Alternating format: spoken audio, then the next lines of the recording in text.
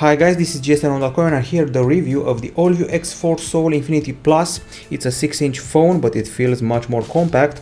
It's the flagship from Allview for the end of 2017, and it's got a beautiful backside, beautiful front side, and it's the most powerful phone they launched over the past years. Allview X4 Soul Infinity Plus, 6GB of RAM, 6-inch dual camera flagship with the Allview assistant on board and priced at around $471, 18:9 aspect ratio for the screen, a night sky hue for the model we're testing, and we already reviewed parts of the series, the Infinity series, the Infinity L, Infinity N, and now it's time for the Infinity Plus.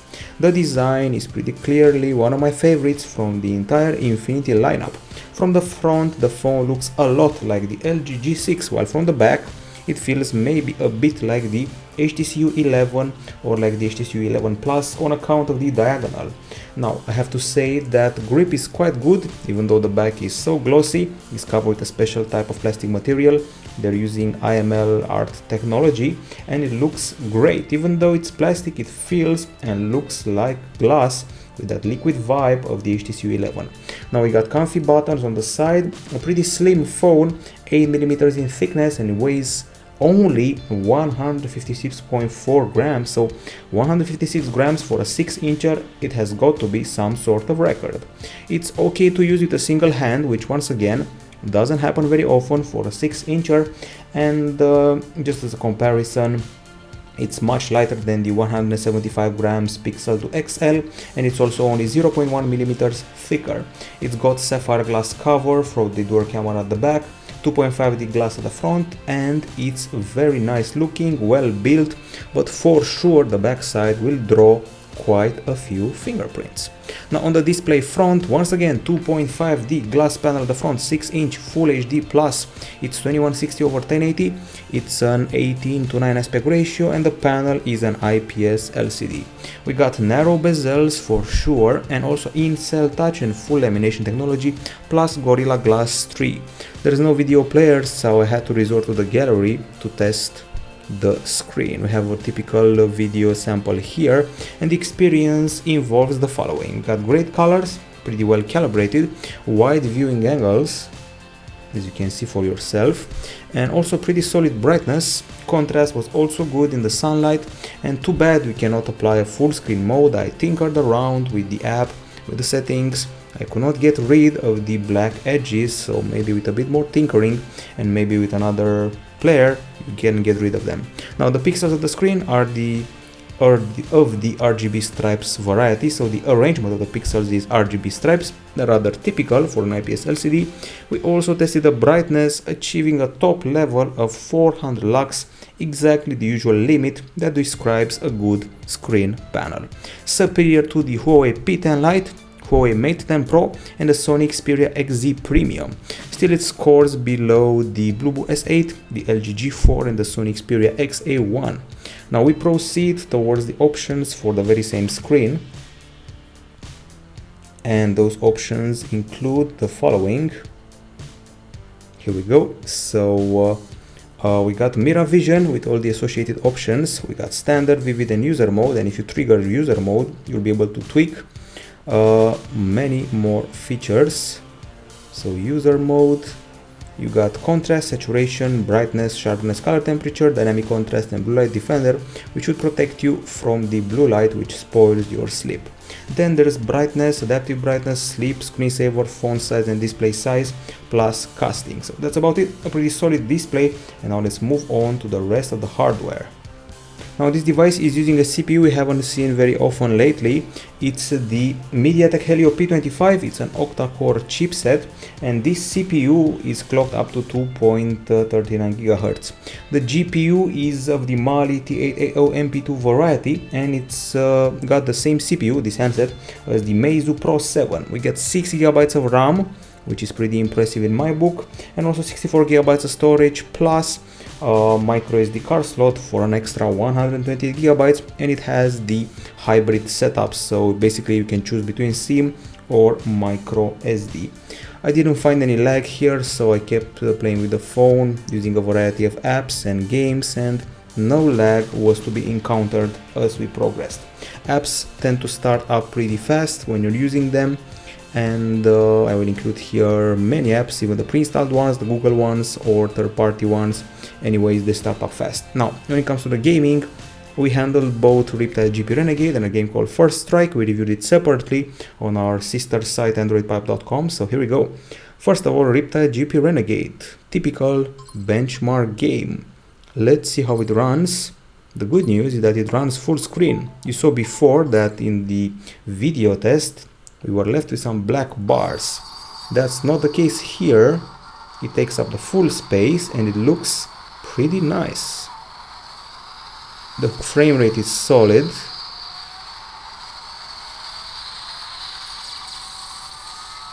Loving the lighting, all the hues, aliasing, textures and so forth.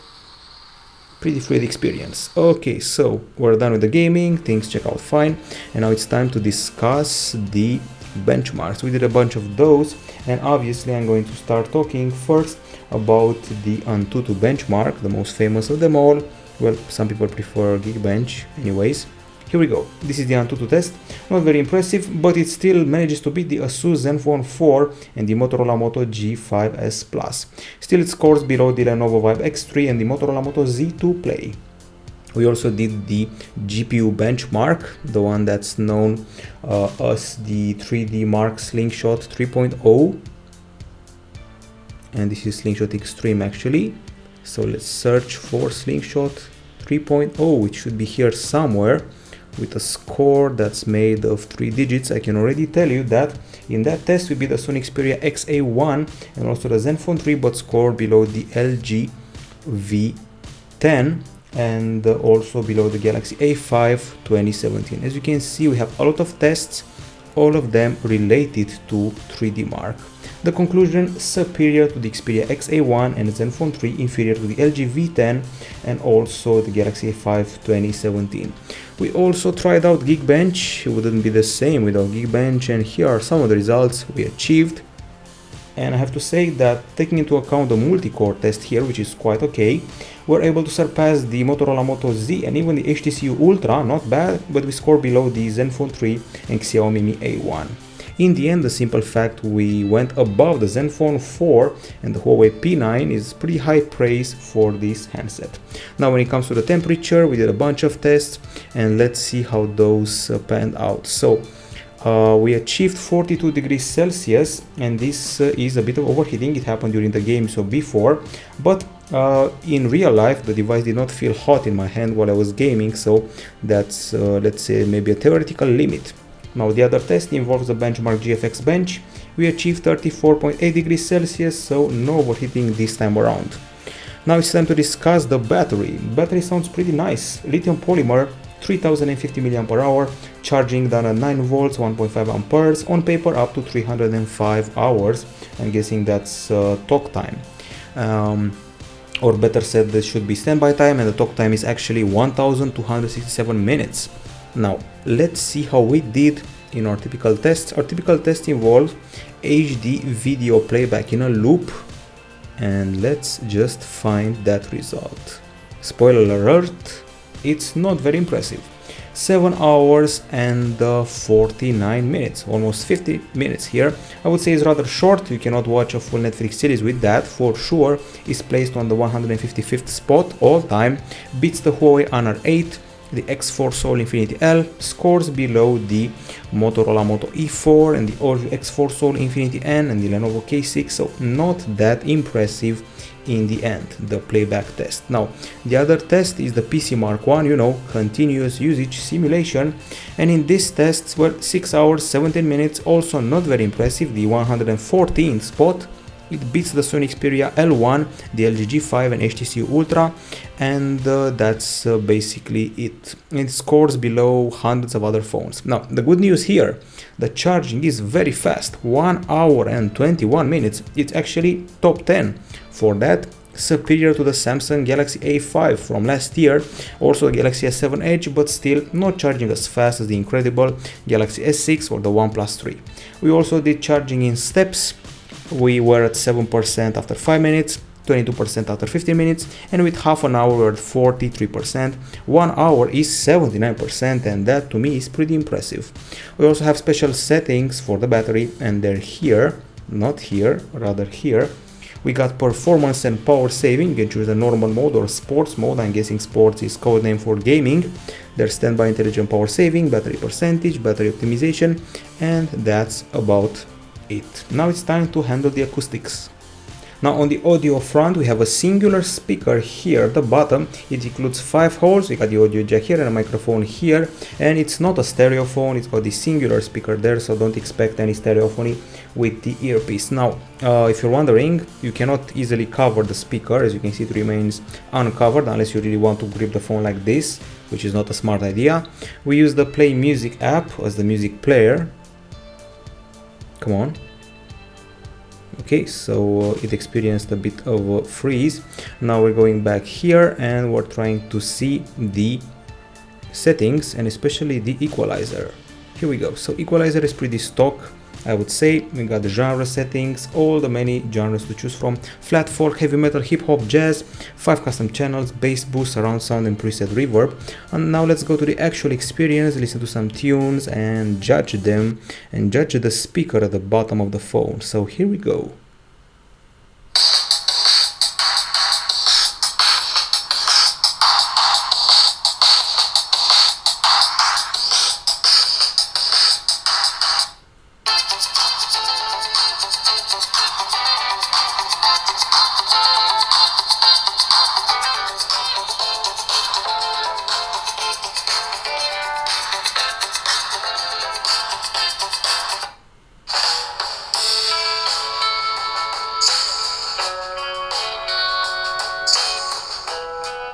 Okay, conclusions. I have to say that the volume is loud, actually very loud. It can easily bother or cover a conversation in a small room. There's not much bass going on, at least I didn't experience any distortion. The back vibrates a bit. I like the high notes, but still the bass is pretty much lacking. Now if you want an extra kick, there is a special option in the settings which is called BS loudness, and I've seen it on many phones, and it gives the volume an extra little pinch of something. Now we also did a bunch of other tests. You know, we have a decibel meter to measure the strength of the speaker, and we used it properly. So let's see the options we achieved. I was actually shocked by one of them. This here, it shows 93.9 decibels at the front and the back of the phone. It's crazy. Usually with our test sample we reach something like 80 decibels, not 93. It's one of the loudest ever. It's only below the BlackBerry Passport and the Lee Echo Lee Max 2. That's it. Otherwise it beats all the other major phones. That's an acoustic sample. The other test was done using the game Riptide, and here we achieved 98.6 decibels. Still pretty nice, top 10, top 20, top 15, something like that. It beats the Huawei P10, Sony Xperia XA1. Still it scores a bit below the Sony Xperia XA1 Ultra and the X4 Soul Style from Allview, by the way. The headphones, you've seen them in the unboxing. They're quite premium in looks and also in experience. They're comfy, they're loud, they have an okay bass, and they're actually not bad. They feel like flagship material. Now there's also FM radio, just in case you were wondering. Here we go. Now it's time to address the cameras. So we are dealing with a singular front camera with LED flash and a dual back camera covered with sapphire glass. So this is a combo of 13 megapixels and 5 megapixels. There's a dual tone flash here. We got 4K video capture, we got bokeh capture, and more. Now one of the cameras at the back, the small one, has fixed focus and the big one has autofocus. The camera app starts up pretty slow, as you can see, and somehow it started with the selfie mode. Let's go back here, and at least you have a full screen viewfinder, which is quite big, and the narrow bezel thing. The zoom, I would say it's quite fluid. Picture taking, I would say, is reasonably fast. It already took the picture. Focus, well, not its strong suit. It takes a while to get focusing compared to other flagships out there. And the main options are those ones: HDR, bokeh, film mode, panorama, beauty, watermark, normal, night, child, QR code scan, and a few more here. Nothing fancy again. Zero shutter delay, some advanced stuff, image stabilization, and so forth. Now, I have to say, once again, the focus not very fast, but I'm sure you're more interested in the actual capture. So for that, we have a gallery. Okay, so once again, we took way too many pictures, over 200, actually 226. It was a very sunny day, we were lucky like that. In January, sun, that's a rare occurrence. Okay, so first of all, we played around with the bokeh feature. We wanted to see if it's any good, if you can compare to the Huawei features and things like that. So you can refocus after the shot if you want to. As you can see here, there's the focusing happening almost in real time. The mug becomes clearer or the bear becomes clearer, and you can focus either on the bear or the mug, and I like the effect you're seeing here. Pretty smart idea, something we haven't seen on other phones. So bokeh is at the level of a Huawei P10 easily. I don't say that lightly. It's not the fake bokeh that some companies from China offer. Now it's time to see the actual shot during the day. I have to say that there's a hint of blue here, and as you can see, the HDR helps. Those clouds are overexposed. We use the HDR, things look a bit better. And then we get rid of the whole blue thing, blue hue. We've taken a bunch of selfies, which are not very impressive at first, but then when the sun comes up, I was actually quite impressed by them. Usually the background was very blurry, but the face texture and hair texture and details were quite nice. So when the selfies are done and when you're also using the flash, things are quite nice. Nice texture here for the pieces of snow. And throughout, I would say that the colors were quite okay. And one of the things that shocked me, even though we are using a 13 megapixel camera coupled with a 5 megapixel camera, the details were amazing. I actually zoomed in a lot, zoomed in on the PC, zoomed in from the phone, and the details were always nice. Solid colors, especially the reds and the blues. Let's find some red here. So no problem with that. Pretty good exposure. And here you can actually see the influence of the sun. So shade and all of a sudden sun, which can actually be felt in this shot. And by the way, check out the details. So regular shot, I'm zooming in here and gaining a lot of details. Certainly much better than what I've seen from other lesser known brands from China. Now the panorama has a resolution of 8528 over 816 pixels. It's, I would say, okay, and I like the focus of the phone, even though I said before, not the fastest focus in the world. Excellent level of detail in close-ups. By the way, very nice close-ups here. We also play with the perspective a bit, activating the bokeh mode.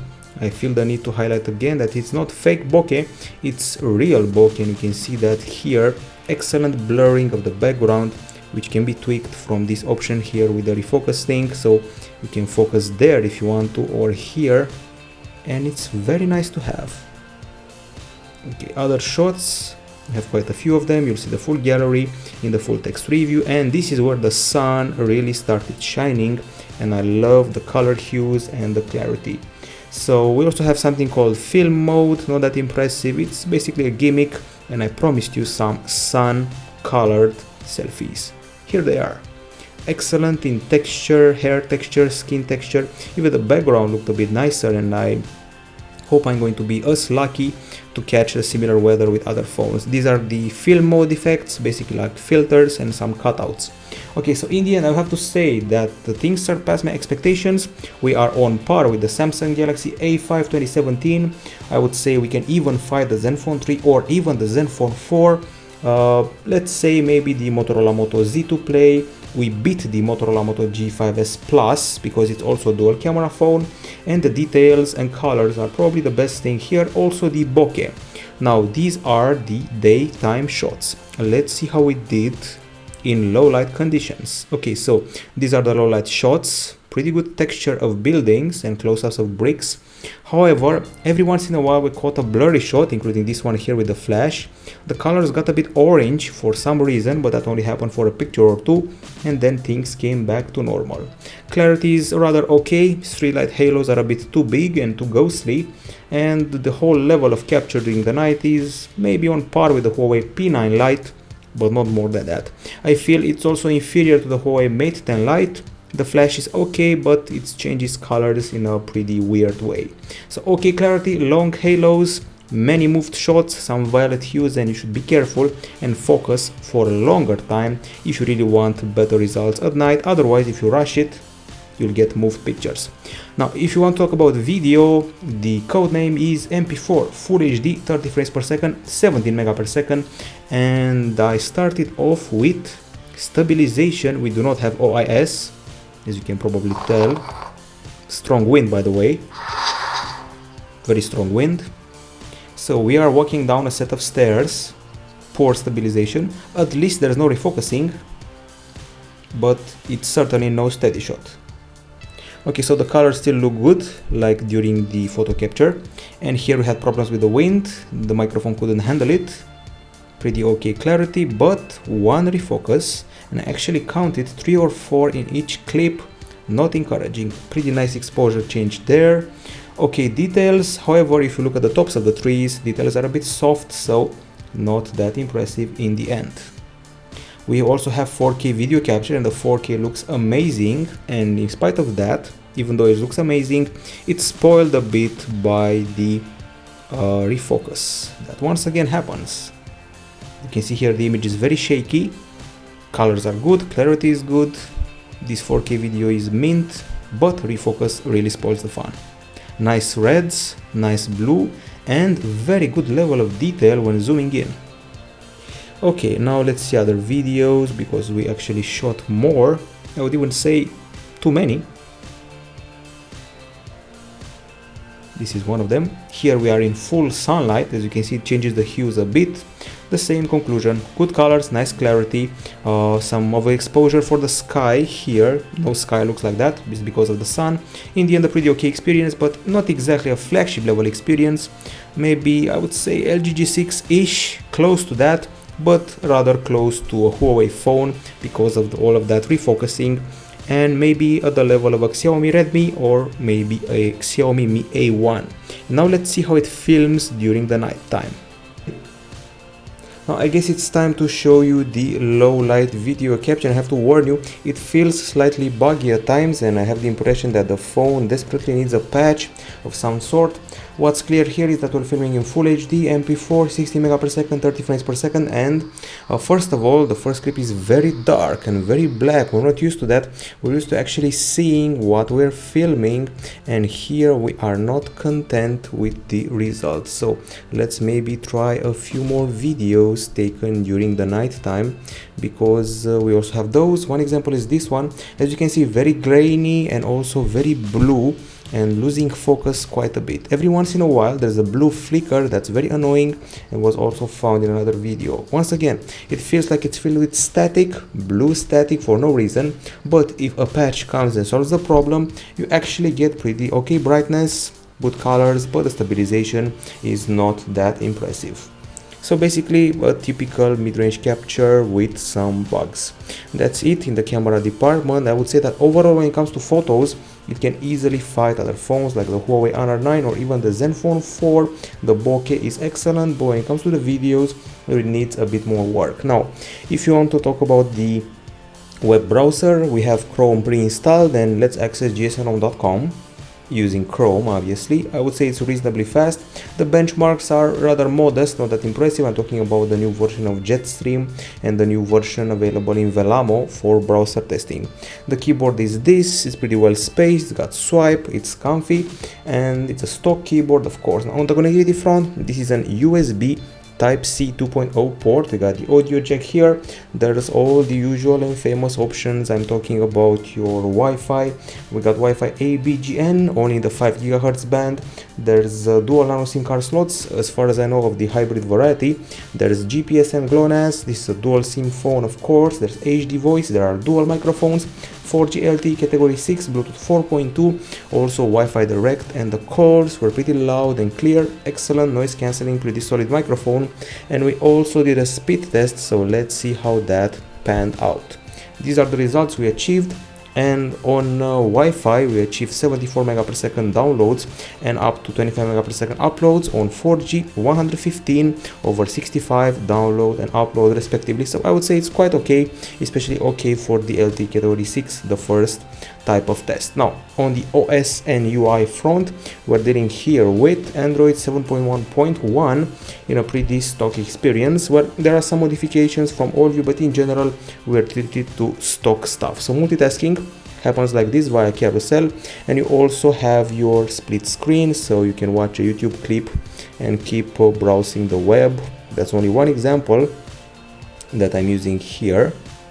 Okay, let's go back. We're browsing, we're watching YouTube, so that's about it. That's one of the split screen aspects. We proceed further by keeping the screen pressed, and here we have the wallpapers, widgets and settings. The widgets are pretty much stock, typical Android Nougat. The drop down section has been tweaked, so if you use it, you can see it's got a white background, it's got blue toggles, and it got suggestions from the Allview Avi assistant, which is nice to see. So Avi has evolved quite a bit. We'll get back to it later, and here go to the settings where we find the typical settings for connectivity, display, notifications, intelligent assistant, which is navigation bar, smart wake up and gestures. We got apps, memory, full screen mode, this cleaner and resource organizer, quite useful to have, emergency rescue, and also accessibility, system UI tuner, and security, which also involves the fingerprint scanner, which is placed at the back, and I'm going to test it right now. I usually like to show you the setup, and let's see just how many steps it requires. Okay, here we go, about 11 or 12, and it's one of the accurate ones. We are done, and tap it here, it's unlocked. Let's go again, just a tap, and it should be unlocked. Let's do it again, tap, unlock, tap, unlock. Maybe a millisecond later than flagships, but it's quite okay in my view.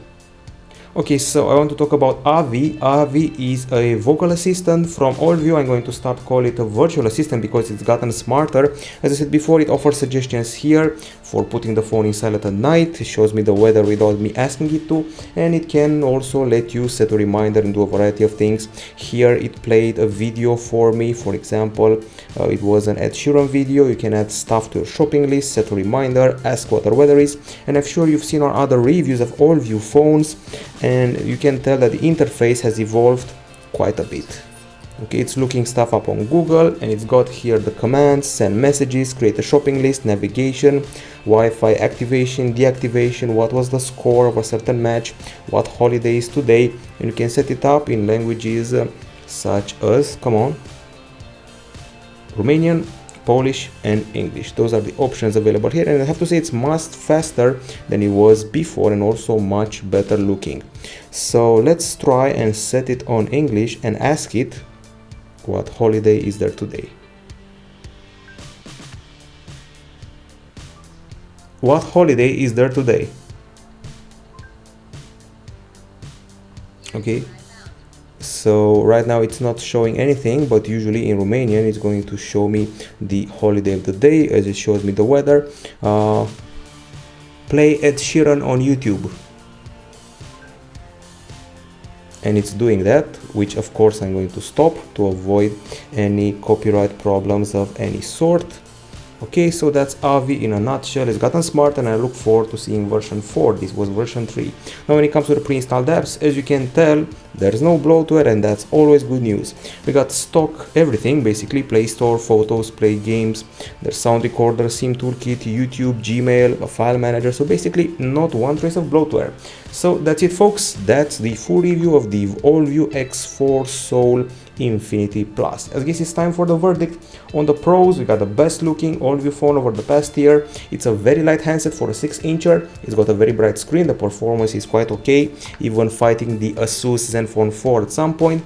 It's got fast charging. It's got a very loud speaker, and also pretty good set of headphones. Solid selfies and pictures all around.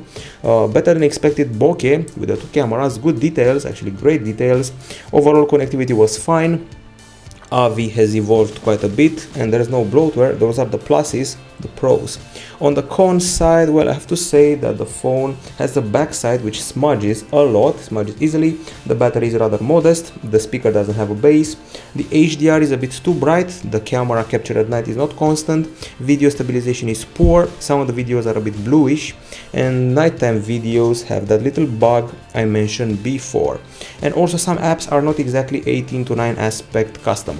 In the end, From all the Infinity series I've tested right now, from all the phones pertaining to the Infinity series, this has got to be the best spec, the best performance, and the best camera.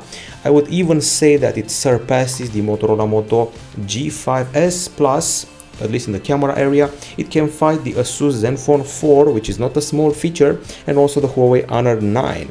In the end, it's the real flagship that Allview launched for the year 2017. It's legit, it's strong, takes good bokehs, it's loud, it's got a stock experience, and this Allview is certainly a promising little fellow. This is it from gsl.com. Hope you like the review, and this has been the review of the Allview X4 Soul Infinity Plus. Definitely worth the plus, and definitely worth the money now that it has a special offer price below $500. This is it from us. Bye bye.